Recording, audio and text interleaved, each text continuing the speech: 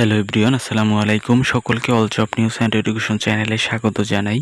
চলে আসলাম নতুন একটি ভিডিও নিয়ে। ভিডিও শুরুর প্রথমে বলে রাখি, যারা আমার চ্যানেলে নতুন দয়া করে আমার চ্যানেলটি সাবস্ক্রাইব করে দিতে ভুলবেন না।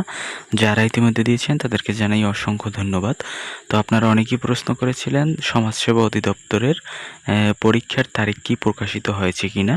তো দেখেন, অনেকেই কিন্তু বলছে 17 জুলাই পরীক্ষা অনুষ্ঠিত হবে। তো এটি কিন্তু কোনো অফিসিয়াল আপডেট না বা অফিসিয়াল কোনো নোটিশ না। এখানে বলা হয়েছে, দেখেন, সমাজসেবা অধিদপ্তরের 1485টি শূন্য পদের নিয়োগ পরীক্ষার বিষয়ে সকল প্রার্থীদের অবগতির জন্য জানানো যাচ্ছে যে এখন পর্যন্ত পরীক্ষার তারিখ প্রকাশ করা হয়নি। পরীক্ষার তারিখ, সময়, কেন্দ্র এবং প্রবেশপত্র সংক্রান্ত তথ্য যথাসময়ে অফিসিয়াল নোটিশের মাধ্যমে প্রকাশ করা হবে।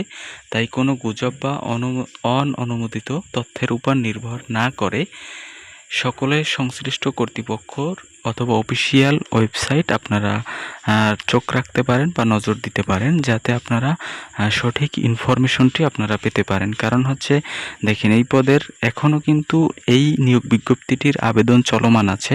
সুতরাং যেহেতু আবেদন এখনও চলমান আছে, সুতরাং এটি কোনোভাবেই কিন্তু পরীক্ষার ডেডলাইন দিতে পারে না আবেদন চলাকালীন সময়ের ভিতরে।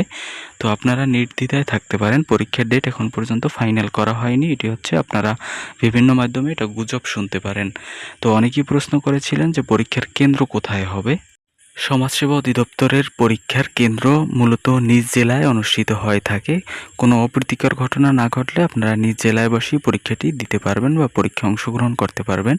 এই ছিল আজকের ভিডিও। দেখা হবে পরবর্তী কোনো ভিডিওতে। ধন্যবাদ সকলকে।